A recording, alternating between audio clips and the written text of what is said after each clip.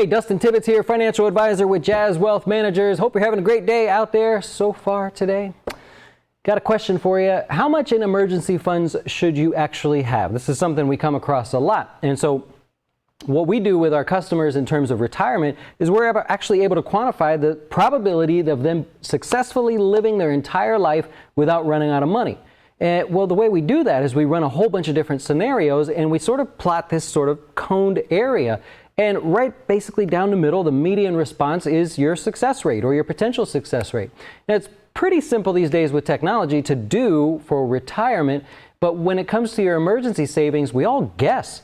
And I always tell my customers, if someone gives you a stat or something, you ask why. Ask a question. How'd you come up with that? Where do you get those numbers from, right? Anybody that gives you advice, ask them to go deeper. You never know. Maybe you learn something. So I found it very interesting. There's a recent study here published, a rather geeky study, by the way. I'll put the link in the description if you want to check it out. What these two economists did, it was George Sabat and Emily Gallagher. What they did is they studied the low-income earners of America and said, look, they're the ones that have the hardest time trying to save money. So let's see if we can figure out or quantify the exact number that they should have in their emergency fund. And you're going to be actually pretty shocked to find that it's very, very, very little. Now, most financial advisors, financial gurus, Susie Orman, Dave Ramsey, people like that, say somewhere between 3 to 6 months. Susie Orman says 8 months just because she bases that off of the average length of time of an unemployment cycle where you find it harder to find a job. And so that's fine. Okay, she's got a reason to justify that. I'll take it if you think 8 months is where you should be. The question is, and what these guys asked here was, what's the probability that you need a certain number of dollars given a whole bunch of different variables? And what they found was there's a sort of a diminishing return. In other words, let me see if I can kind of illustrate this here.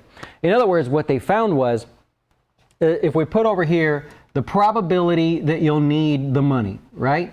Probability of expense, we'll call it, right? I know that's not how you spell that. So probability of an expense and the dollar amount that you'll need, anywhere from $1,000 all the way to $6,000, I believe was as far as they went. And so what they found was the probability of you needing the $1,000 is pretty great of an emergency expense. But as you go, there's a diminishing return, meaning the more dollars you save, you're not actually adding any greater probability that you'll need the extra money that you saved. And so they went through and they looked at this, and this wasn't like, just some sort of random study. I'm telling you, this is really geeky. You got to see the link below. What they found was that the low-income earners, the people that have the hardest time saving the most amount of money, look at an 8-month emergency fund and say, that's going to take me 20 years to save up that much money. What they found was that the actual amount that you need to have with a 95% confidence level was $2,467, which equated to just about 1 month of income for a low-income family, right? All right, so this is by far less than what everybody tells you, right? 3 to 6 months or even 8 months in this case. So very, very interesting how they came to these results as well, going through it. So they stated the Federal Reserve estimated that almost half of U.S. households could not handle a $400 unexpected expense. And so that sort of goes against everything. Would be say 3 to 6 months of savings. You should obviously have that there. So really, really interesting how they came to that. So what they did is they studied households with an income of less than $25,000. They found that most people could only replace 6 days of income.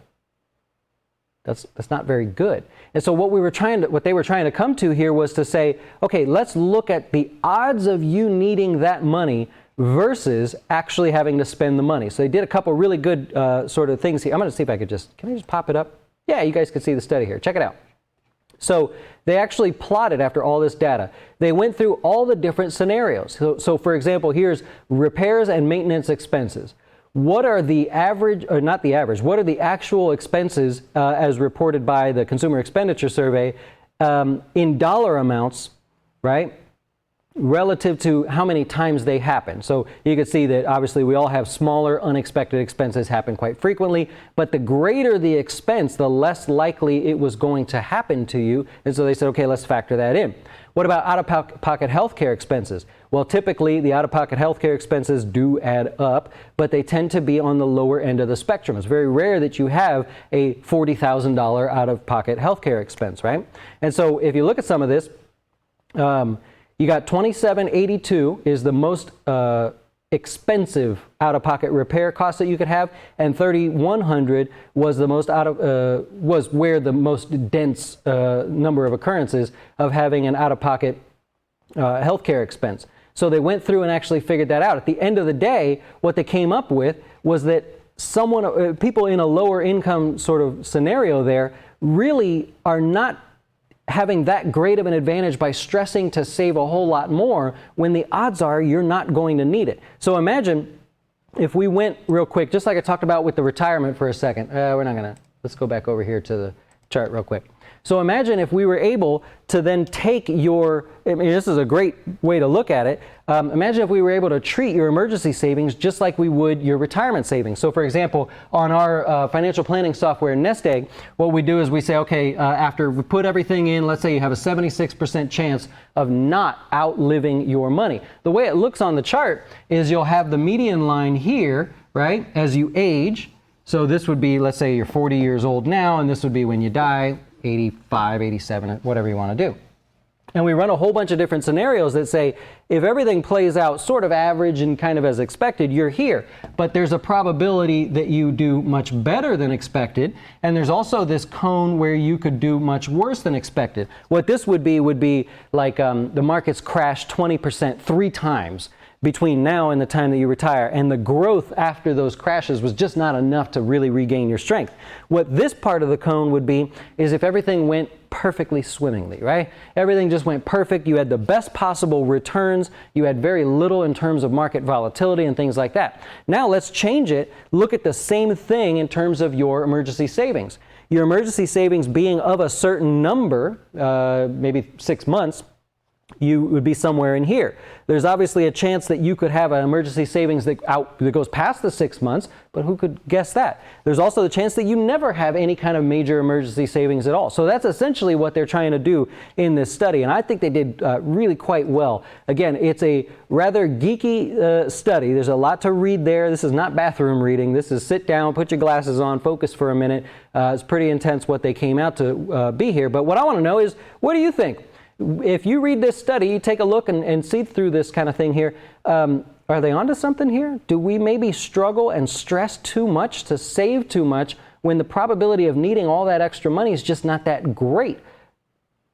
It depends, right? I think there's a lot of variables which they did address in here, such as unemployment in your particular sector, right? If you are someone who builds homes, you're in more of a cyclical sector. If you're in the healthcare field, not so cyclical. The chances you want to focus on, the probability is that you get hurt, not that you lose your job, right? Or maybe you kill somebody and you get fired or something, but could you go find another job? I know a lot of, my wife's in that field. I know some pretty bad nurses and doctors that continue doing what they do. I'm not saying anything, but so there you go. So you want to kind of weigh it against that as well. At the end of the day, don't just take some general number and say 6 months, oh crap, I have to save a whole bunch of money, and that money's just going to sit sort of idly there making very little interest. Maybe you don't need to save as much. And so it's a worthwhile conversation. I'm not saying that you should save less. I'm always going to be one that says cash. You should have cash, and you should always have plenty of time to use that cash. But at the end of the day, pretty cool study. I'll put it in the link below. Let me know what you think.